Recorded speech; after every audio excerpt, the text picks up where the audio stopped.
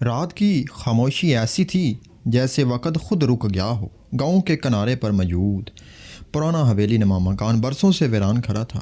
کہا جاتا تھا کہ اس مکان میں کوئی عام انسان نہیں رہتا، بلکہ صدیوں پرانے سائے اور برقی روحیں اسے اپنا گھر بنا چکی ہیں۔ ہر شام سورج ڈلتے ہی لوگ اس راستے سے گزرتے سے کتراتے ہیں جو اس حویلی کے قریب جاتا تھا۔ بزرگ اکثر بچوں کو خبردار کرتے کہ اندھیرا ہوتے ہی اس طرف کا رخ نہ کریں، کیونکہ کئی لوگ وہاں سے گمشدہ ہو چکے ہیں اور جن کی واپسی ہوئی وہ ہوش و حواس سے خالی تھے۔ ان کے چہروں پر ایسا خوف نقش ہوتا جو کبھی مٹ نہ پاتا، مگر پھر بھی انسان کی فطرت ہے کہ جس چیز سے سب ڈرتے ہیں کچھ لوگ وہیں جانے کا شوق بھی رکھتے ہیں۔ کچھ ایسی ہی تجسس کی کیفیت احمد کے دل میں جاگی جب اس نے دوستوں سے شرط لگا لی کہ وہ رات کے وقت اس حویلی میں جا کر واپس آئے گا۔ اسے اندازہ نہیں تھا کہ وہ شرط دراصل ایک ایسا دروازہ کھولنے والی ہے جو ہمیشہ کے لیے اس کی زندگی بدل دے گا۔ احمد اپنے دوستوں کے سامنے بڑا نڈر اور بہادر دکھائی دیتا تھا، مگر دل کے کسی کونے میں ایک عجیب سا خوف بھی موجود تھا۔ اس رات جب گاؤں کے لوگ اپنے گھروں میں دب کے بیٹھے تھے، وہ حویلی کی طرف بڑھنے لگا۔ راستہ سنسان اور ہوا کی سسکیوں سے بڑا ہوا تھا۔ پیپل کے درختوں کی شاخیں ہوا میں ایسے ہل رہی تھی جیسے کسی اندیکھی مخلوق کے ہاتھ پھیل کر اس کا راستہ روکنے کی کوشش کر رہے ہوں۔ جیسے جیسے وہ قریب پہنچتا گیا، حویلی کے ٹوٹے ہوئے دروازے کی چرچراہٹ اور بھیانک لگنے لگی۔ ٹوٹے شیشوں سے جھانکتی تاریکی میں ایسے لگا جیسے کوئی آنکھیں کھولے اسے گور رہا ہو۔ احمد نے اپنے قدم تیز کیے اور اپنے دل کو سمجھایا کہ یہ سب وہم ہے، مگر جب اس نے حویلی کے دروازے کے قریب پہنچ کر ایک سرد سانس اپنی گردن پر محسوس کی تو اس کا دل زور سے دھڑکنے لگا۔ اس نے پیچھے مڑ کر دیکھا تو وہاں کوئی نہ تھا، مگر فضا میں ایک دبیز خاموشی چھا گئی تھی جو کسی بڑے راز کی طرف اشارہ کر رہی تھی۔ حویلی کے اندر داخل ہوتے ہی بوسیدہ لکڑیوں کی مہک اور نمی کی سیل اس کے ناک سے ٹکرائی۔ کمرے کی دیواروں پر پرانے زمانے کی تصویریں لٹکی ہوئی تھیں جن کے چہرے دھندلے اور آنکھیں خالی خالی لگ رہی تھی، جیسے زندہ ہو کر اس کو گور رہی ہوں۔ ہر کمرے میں مکڑیوں کے جالے اور ٹوٹے فرنیچر کے ڈھیر تھے۔ فرش پر چلنے سے چرچراہٹ کی ایسی آواز آتی جیسے زمین خود کرا رہی ہو۔ اچانک ایک دروازہ آہستہ سے خود بخود بند ہوا اور احمد کے قدم وہیں رک گئے۔ اس کے ماتھے پر پسینہ آ گیا اور سانس تیز ہونے لگا۔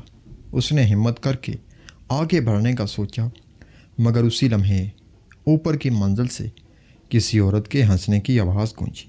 آواز نرم اور خوفناک دونوں تھی، جیسے کوئی اس کا منتظر ہو۔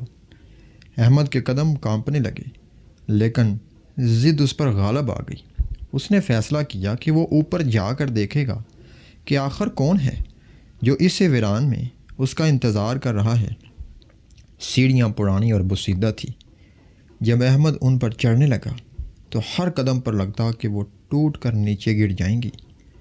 دیواروں پر پرانے چراغ آویزاں تھے، مگر ان میں سے کسی میں روشنی نہ تھی۔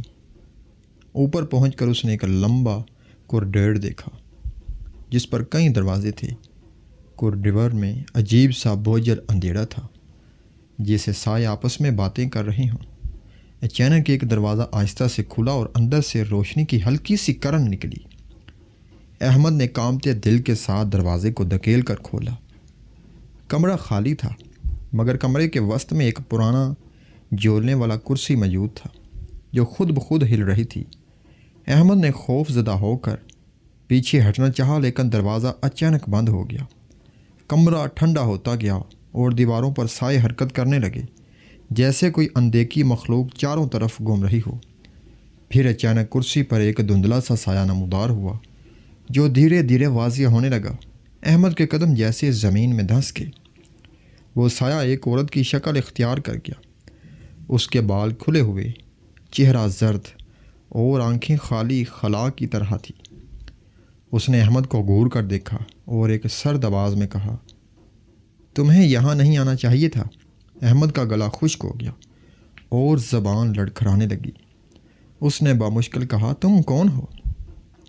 عورت کی ہنسی کمروں کی دیواروں سے ٹکرا کر گونجی اور ماحول اور بھی خوفناک ہو گیا۔ میں وہ ہوں جو صدیوں سے اس جگہ پر قید ہوں، اور اب تم بھی۔ احمد کا دل زور زور سے دھڑکنے لگا۔ اس نے دروازہ کھولنے کی کوشش کی مگر وہ بند تھا۔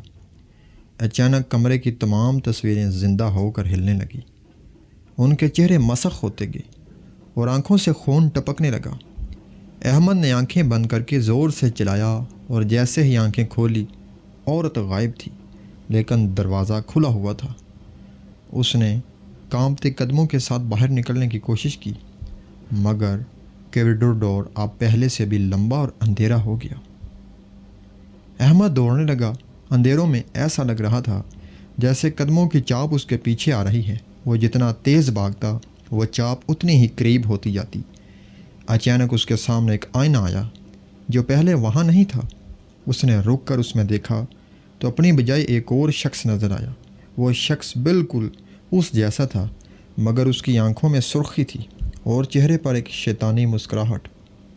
آئینے میں موجود وہ شبہ بولا، اب تم یہ ہو اور تمہاری جگہ میں لے لوں گا۔ احمد نے گھبرا کر آئینے کو توڑنے کی کوشش کی مگر اس کے ہاتھ شیشے سے ٹکرائے اور خون بہنے لگا۔ ٹوٹے شیشے میں کئی چھوٹے چھوٹے احمد نظر آنے لگے جو سب مسکرا رہے تھے۔ اس نے چینخ مار کر آئینہ پیچھے چھوڑا اور آگے بھاگا مگر اب حویلی کے کمرے گول گول گھومنے لگے تھے جیسے وہ کسی نہ ختم ہونے والے بنور میں پھنس گیا ہو۔ کئی گھنٹوں کے بعد جب گاؤں والے صبح کے وقت حویلی کے قریب گئے تو دروازہ آدھا کھلا ہوا تھا۔ اندر سب کچھ ویسا ہی تھا مگر احمد کہیں نظر نہ آیا۔ اس کے دوست جو شرط کا حصہ تھے وہ بھی حویلی کے باہر اس کا انتظار کرتے رہے مگر وہ واپس نہ آیا۔ کچھ دنوں بعد گاؤں کے لوگوں نے کہنا شروع کیا کہ رات کو حویلی کے اندر سے احمد کی آواز آتی ہے۔